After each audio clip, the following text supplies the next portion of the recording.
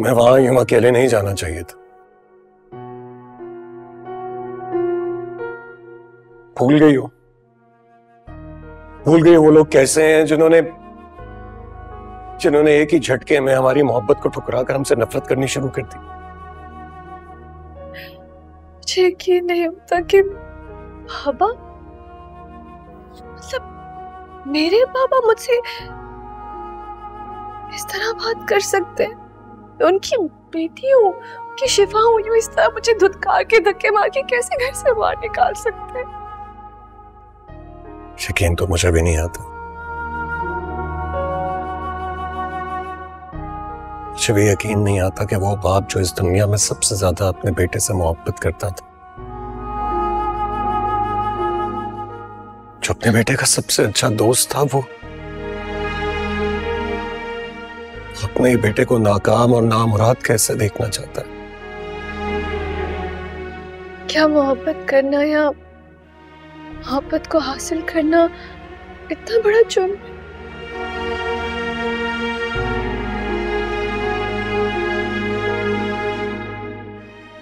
मोहब्बत करना या मोहब्बत को हासिल करना जुर्म है या नहीं, ये तो मैं नहीं जानता शिफा।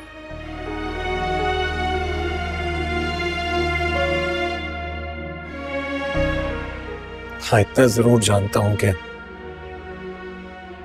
ये सजा हमारे अपनों ने मुंतखब की है हमारे लिए।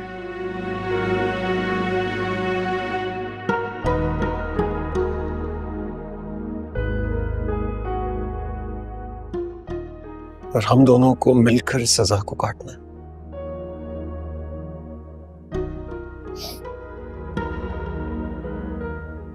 तो मेरे साथ हो, मेरे पास, बस मेरे लिए काफी। तो मुझे कभी छोड़ के मत जाना वहां। कभी भी नहीं।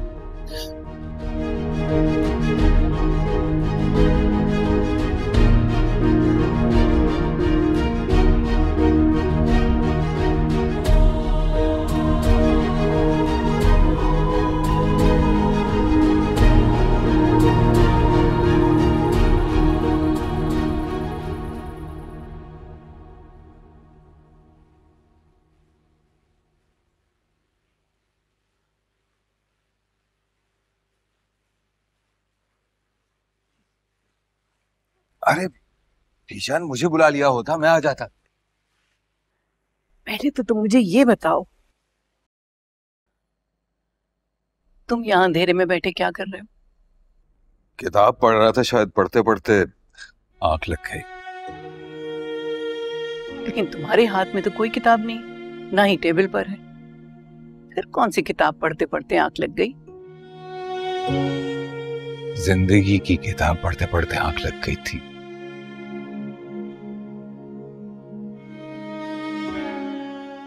और अचानक से कहानी किसी तल्ख मोड़ पर आ गई है। समझ में नहीं आ रहा बीजान, क्या अब अंजाम क्या हो? समझ में तो मुझे भी कुछ नहीं आ रहा। पता नहीं क्या हो रहा है। मेरे बच्चे अपनी जिंदगियों के साथ कौन सा खेल खेल रहे हैं।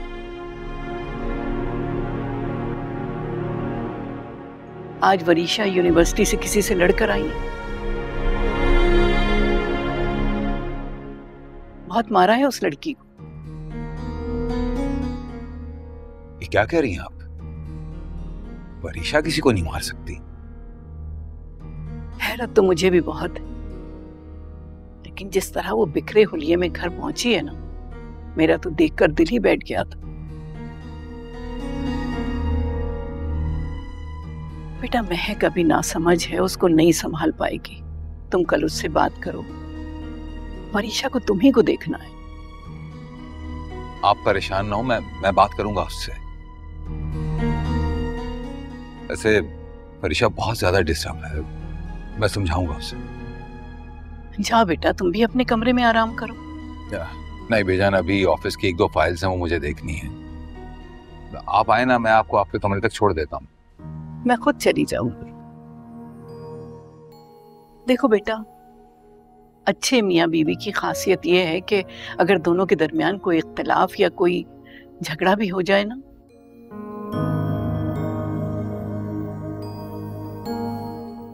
तो वो एक दूसरे की फिक्र करना और ख्याल करना नहीं छोड़ते।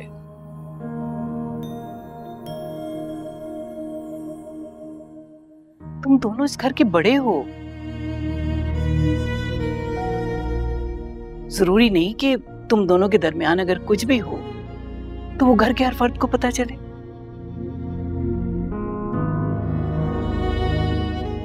अच्छा, मैं चलती हूँ।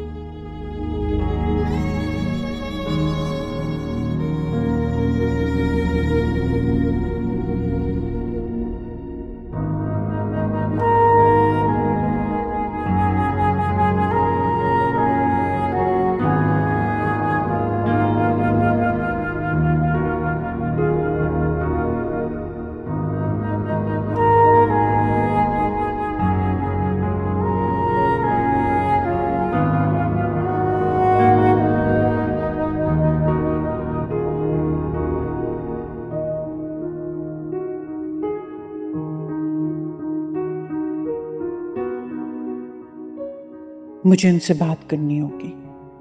वो वाज के साथ ऐसा कैसे कर सकते हैं? मगर उन्होंने तो मुझसे भी ऐसी अजनबियत बढ़ती हुई है। कमरे तक में तो आते नहीं है। फिर किस तरह से बात करूं उनसे? क्या मुझे अपनी बेटी की खुशियों की भी भीख मांगनी पड़ेगी उनसे?